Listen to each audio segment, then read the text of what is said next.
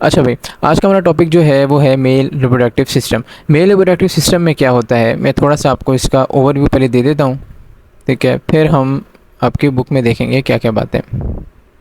Overview में आपको diagram से समझा देता हूँ चीज़ें, मुश्किल नहीं है कुछ। देखिए, मेल रिप्रोडक्टिव सिस्टम कुछ ऐसा होता है कि इसके अंदर सबसे पहले आपको टेस्टिस मिलेंगे। टेस्टिस ही ऐसा स्ट्रक्चर है जिसके अंदर स्पर्म्स ने बनना है, और टेस्टिस जिस बैग में कवर हैं उसको हम कहते हैं स्क्रोटम, ठीक है। एक बात आपको ये ध्यान में होनी चाहिए कि टेस्टिस जो है एक बैग में है, उसका नाम है स्क्रोटम। अब स्क्रोटम जो है ये जब बच्चा माँ के पेट में होता है तो ये टेस्टिस जो है ये एब्डोमेन में, पेट में होते हैं बच्चे के। मगर जब बच्चा पैदा होता है तो डिसेंड करके नीचे आ जाते हैं। उसका रीज़न क्या है कि जो बॉडी टेम्परेचर से थोड़ा सा लोअर टेम्परेचर चाहिए होता है स्पर्म प्रोडक्शन के लिए, और जो स्क्रोटम से ये जो टेस्टिस नीचे डिसेंड करते हैं उससे उनसे क्या होता है कि बॉडी टेम्परेचर से थोड़ा सा कम टेम्परेचर मिल जाता है और स्पर्म प्रोडक्शन सही तरह हो जाती है। उसके बाद क्या होगा मैं आपको बताता हूँ। टेस्टिस के अंदर ऐसे ट्यूब्स मौजूद होंगे जिनको हम कहते हैं सेमिनिफेरस ट्यूब्यूल्स। इनके अंदर ही सेमिनिफेरस ट्यूब्यूल से ही बनते हैं स्पर्म्स बनने होते हैं, और यहीं पर टेस्टोस्टेरोन जो मेल का हार्मोन है, जिससे मेल सेकेंडरी करैक्टर्स मतलब क्या, जैसे आवाज़ का भारी होना, दाढ़ी का आना, ये सारे सेकेंडरी करैक्टर्स हैं जो टेस्टोस्टेरोन की मदद से आते हैं। तो सेमिनिफेरस ट्यूब्यूल्स में क्या हुआ कि एक तो स्पर्म बने, दूसरा टेस्टोस्टेरोन बना। अब क्या होगा, जो कि स्पर्म्स बने हैं जाके स्टोर हो जाएंगे ये एपिडिडाइमस में। ये जो स्ट्रक्चर दिखाया हुआ इन्होंने एपिडिडाइमस, यहाँ जाके स्टोर हो जाएंगे। अब स्टोर होने के बाद ये क्या होगा, ये यहाँ से निकलेंगे। ये जो पूरी आपको रास्ता पूरी डक नज़र आ रही है, वास्ट डिफरेंस इसको कहते हैं। इससे जाते हुए ये कहाँ चले जाएंगे, वास्ट डिफरेंस से ये चले जाएंगे हमारे पास कुछ वेजिकल्स हैं, जैसे सेमिनल वेजिकल है, ठीक है। ऐसे ही प्रोस्टेट ग्लैंड है, ऐसे एक और ग्लैंड होता है, इसको कूपर्स ग्लैंड कहते हैं, कूपर्स ग्लैंड, ठीक है। तो 3 ग्लैंड्स ये रास्ते में, जो वास्ट डिफरेंस ट्यूब है इसके पूरे रास्ते में 3 ग्लैंड्स आते हैं ये वाले, और ये अपनी अपनी सिक्रीशंस जो हैं वो स्पर्म के अंदर डालते आते हैं और फाइनली सीमन बन जाता है, ठीक है। फाइनली सीमन तैयार हो जाता है। और फिर क्या आता है यहाँ पर, अगर आप देखें, मैं मिटा दूँ अभी। अच्छा, अगर यहाँ पर आप देखें, ये है यूरिनी ब्लैडर, ठीक है। ये यूरिनी ब्लैडर है। यूरिनी ब्लैडर से एक निकल रहा है हमारे पास ट्यूब जिसको कहते हैं यूरिथ्रा, ठीक है। ये पूरी यूरिथ्रा है, और ये जो वास्ट डिफरेंस है ये जाके कंबाइन हो जाती है यूरिथ्रा के साथ, और जो कॉमन डक्ट बन जाती है यहाँ से, जहाँ से यूरिन ने भी निकलना है और यहाँ से सीमन ने भी निकलना है। अच्छा, एक और डायग्राम से मैं आपको समझा देता हूँ।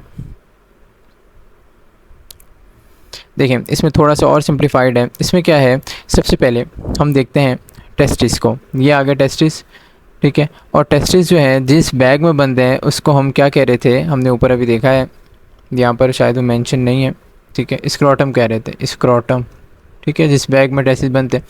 उसके बाद जो टेस्टिस ने आगे स्पर्म बनाए, कहाँ स्टोर किए, एपिडाइमस में। या एपिडाइमस ये वाला हिस्सा यहाँ स्टोर किए। फिर स्टोर करने के बाद क्या हुआ कि अब इस साइड पे हम देख लेते हैं। इस साइड पे स्टोर करने के बाद क्या हुआ, ये जो डक्टस डिफरेंस कह लें, वास्ट डिफरेंस, एक ही जिसके 2 नाम है, उसके ज़रिए स्पर्म क्या गए, ऊपर गए, ठीक है। अब रास्ते में इनको मैंने बताया था 3 इनको सिक्रीशंस मिलेंगी। एक तो सेमिनल वेजिकल की सिक्रीशन मिलेगी, दूसरा प्रोस्टेट ग्लैंड की सिक्रीशन मिलेगी, तीसरा बल्बोयूरेथ्रल कह लें या कूपर्स ग्लैंड कह लें, एक ही बात है, दोनों के एक ही चीज़ के 2 नाम है, ठीक है। तो इन 3 की सिक्रीशन इसको मिलेगी, और फाइनली क्या होगा, ये यूरिनी ब्लैडर है जहाँ पे यूरिन ने स्टोर होना है। इससे यूरिन जो बाहर निकलता है वो निकलता है, यहाँ पर डक्ट इन्होंने दिखाई होगी, ये यूरिथ्रा, ठीक है। ये यूरिथ्रा से बाहर निकलता है, और अगर आप गौर करें ये जो वास्ट डिफरेंस है ये जाके यहीं से यूरिथ्रा से ज्वाइन कर रहा है, और ये कॉमन डक्ट बन रही है। इसीलिए इसको यूरिनोजेनाइटल डक्ट भी कहते हैं, कि इसी से यूरिन ने भी निकलना है और इसी से सीमन ने भी निकलना है। और उसके बाद ये पीनस से यूरिथ्रा की ओपनिंग है बाहर, और ये दोनों की ओपनिंग यहाँ से हो जाएगी। तो ये थोड़ा सा ओवरव्यू था मेल रिप्रोडक्टिव सिस्टम का। अब हम यहाँ इसको बुक से देखेंगे।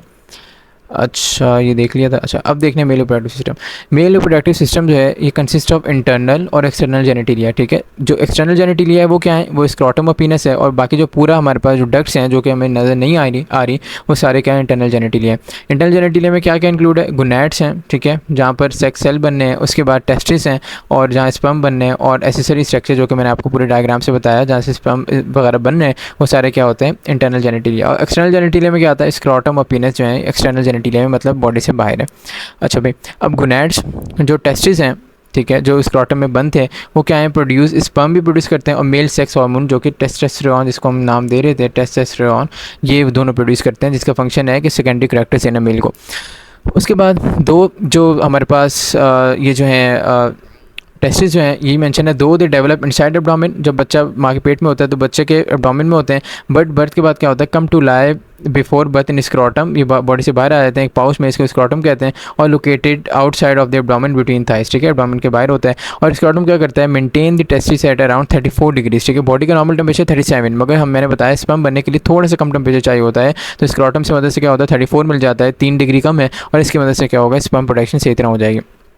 अब टेस्टिस को उन्होंने आगे डिफाइन किया हुआ, टेस्टिस क्या है, कंपोज ऑफ लोब्यूल्स, ठीक है, ये लोब्स हैं कुछ, ठीक है, बहुत सारे लोब्स होंगे, लोब्स के अंदर क्या होगा, कॉइल्ड, बहुत सारी कॉइल्ड डक्ट्स मौजूद होंगे, इसको क्या नाम देते हैं, सेमिनिफेरस डक्ट्स। अब क्या अपने जहन में रखना है कि टेस्टिस के अंदर कुछ ट्यूब्स मौजूद हैं, उन ट्यूब्स को सेमिनिफेरस डक्ट्स कह रहे हैं, और सेमिनिफेरस डक्ट्स क्या है, which make most of the each testis, ठीक है, सेमिनिफेरस डक्ट्स ही हैं ऐसा जो मोस्ट ऑफ द टेस्टिस को बना रही होती हैं।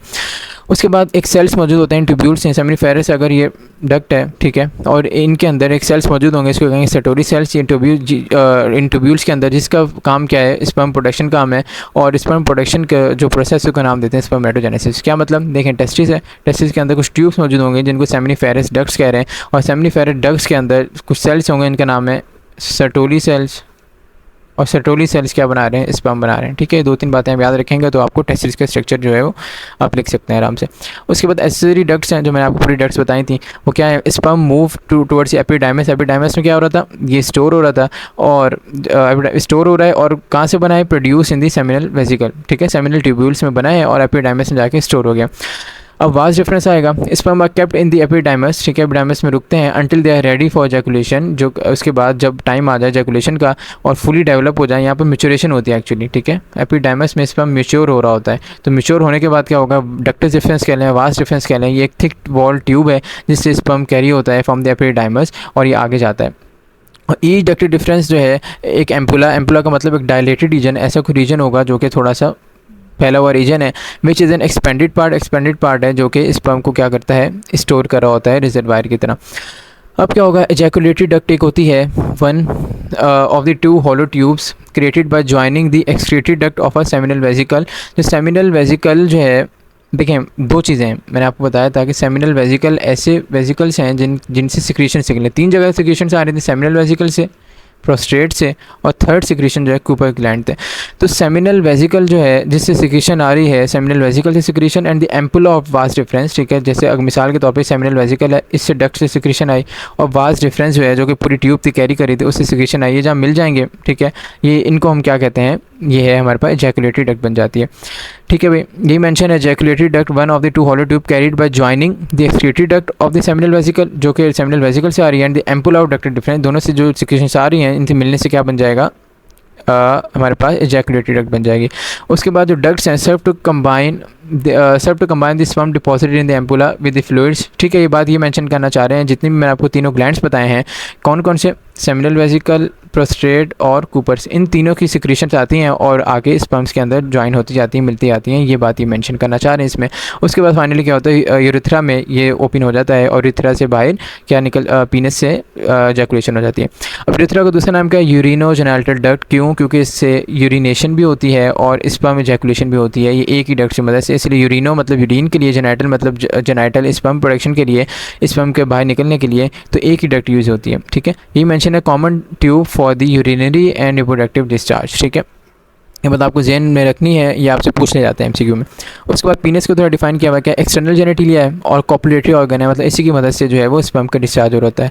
और जो पीनस का जो बिल्कुल ऊपर स्ट्रक्चर होता है, जैसे ये मेंशन किया हुआ है, इसको कहते हैं ग्लैंड्स, और हेड और टिप ऑफ पीनस है, और ग्लैंड्स के अंदर क्या होता है, ओपनिंग ऑफ यूरेथ्रा होती है, ग्लैंड्स के अंदर ही आके यूरेथ्रा ओपन होता है और स्पर्म प्रोडक्शन या यूरिनेशन हो जाती है, ठीक है। कभी कभार क्या होता है कि ये आगे मेंशन ये है कि in some man a fold of skin that called the, एक सेकेंड, फोल्ड ऑफ स्किन मौजूद होती है, फोल्ड ऑफ स्किन मौजूद होती है, फोर स्किन जिसको कहते हैं, जो कि ग्लैंड्स को, जो कि बिल्कुल पीनस का टॉप पार्ट है उसको कवर करी होती है, फोर ऑफ स्किन, ठीक है। उसके बाद दूसरा हमने यहाँ पर क्या डिफाइन करना है, हमने डिफाइन करना है स्क्रॉटम को, जो मैं आपको पहले बता चुका हूँ, एक्सटर्नल जेनेटिलिया ये भी लाइक पीनस, और इसमें क्या होता है, टेस्टिस जो है इनको, ये स्क्रॉटम एक बैग है जिसमें टेस्टिस बंद होते हैं, और ये इसका फंक्शन क्या है कि टेम्परेचर को कम करते हैं, वो हम ऊपर देख चुके हैं। उसके बाद ये आप ग्लैंड्स का बताना चाह रहे हैं, ऐसे ग्लैंड्स 3 है, सेमिनल वेसिकल है, ठीक है, और प्रोस्टेट ग्लैंड है और बल्बोयूरेथ्रल कह लें, कूपस ग्लैंड कह लें। और जो सेमिनल वेसिकल हैं 2 होते हैं, ठीक है, इसलिए पेयर का मेंशन है। सेमिनल वेसिकल ये क्या करते हैं, कंट्रीब्यूट टोटल 60%, मेजर जो है सीमन बनाना वो काम है सेमिनल वेसिकल का, ठीक है। 60% सिक्रेशन इसकी होती है। उसके बाद अगर प्रोस्टेट की बात करें, प्रोस्टेट ऑल्दो नंबर में 1 होता है मगर लार्जेस्ट होता है, ठीक है, बड़ा ग्लैंड है मगर होता है 1 है। ये भी क्या करता है, सीमन प्रोड्यूसिंग ग्लैंड, इसकी भी सिक्रेशंस आती हैं और ऐड हो जाती हैं। उसके बाद थर्डली क्या है, बल्बोयूरेथ्रल ग्लैंड है। ये क्या, ये भी पेयर है, मतलब ये 2 हैं। स्मॉल ग्लैंड्स होते हैं अलॉन्ग द यूरेथ्रा, यूरेथ्रा के आसपास होते हैं, प्रोस्टेट के नीचे होते हैं। और before ejaculation they secrete clear mucus that neutralize any acidic urine remaining in the urethra, ठीक है। 3 तरह के ग्लैंड्स हो गए, कौन कौन से, एक तो हो गया सेमिनल वेसिकल, दूसरा हो गया प्रोस्टेट जो कि 1 है, और तीसरा हो गया कूपस कह लें या बल्बोयूरेथ्रल कह लें, ठीक है। ये 3 ग्लैंड्स हो गए। अब तीनों का फंक्शन क्या है, ठीक है। अब आप कहेंगे ग्लैंड्स हैं सिक्रेशन देने मगर काम क्या करें, ये इनका एक जो मेजर फंक्शन है, कोई सीमन बनाते हैं, ठीक है, स्पर्म के अंदर अपने सिक्रेशंस ऐड करते हैं, प्रॉपर सीमन बन जाता है। और क्या होता है कि जो यूरिन है, देखें यूरेथ्रा जो है कॉमन डक्ट है, यूरेथ्रा से अगर ये यूरेथ्रा है इसके अंदर यूरिन भी जा रहा होगा, इसके अंदर सीमन भी जा रहा होगा, तो यूरिन जो है एसिडिक होता है, ठीक है, एसिडिक होता है। एसिडिक का मतलब क्या है कि इसकी पीएच जो है कम होगी, तो ये जो सिक्रेशंस हैं ये क्या करते हैं, एक ही ग्लैंड है ज़ाहिर है, अगर यूरिन बेशक यहाँ से निकल गया मगर कुछ ना कुछ यूरिन के जो है वो असरात रह जाएंगे और एसिडिटी मौजूद होगी। तो ये जो एसिडिटी मौजूद है यूरिन की, ये जो ग्लैंड्स हैं इनकी सिक्रेशन से एसिडिटी जो है वो ख़त्म कर देते हैं और कम कर देते हैं, न्यूट्रलाइज कर देते हैं, मतलब pH 7 के आसपास कहीं ले जाएंगे। अब यहाँ पर इन्होंने दिया हुआ है, ये समरी दी हुई है। टेस्टिस क्या है, ये क्या है, प्रोड्यूस स्पर्म और सेक्स हार्मोन को प्रोड्यूस करते हैं। एपिडाइमस क्या है, या यहाँ स्टोर हो रहे थे, मिच्योर हो रहे थे स्पर्म, उसके बाद वाज रेफरेंस क्या है, ये कंडक्ट कर रहा था, ठीक है, कंडक्ट कर रहा है। और सेमिनल वेसिकल ये भी अपनी सिक्रेशन से ऐड करता है, प्रोस्टेट ग्लैंड भी ऐड करता है, और बल्बोयूरेथ्रल या कूपस ग्लैंड के लिए वो भी ऐड करता है। फाइनली यूरेथ्रा क्या है, ये पीनस में ओपन हो जाता है और स्पर्म को बॉडी से बाहर निकाल देता है। तो आपका टॉपिक एंड होता है।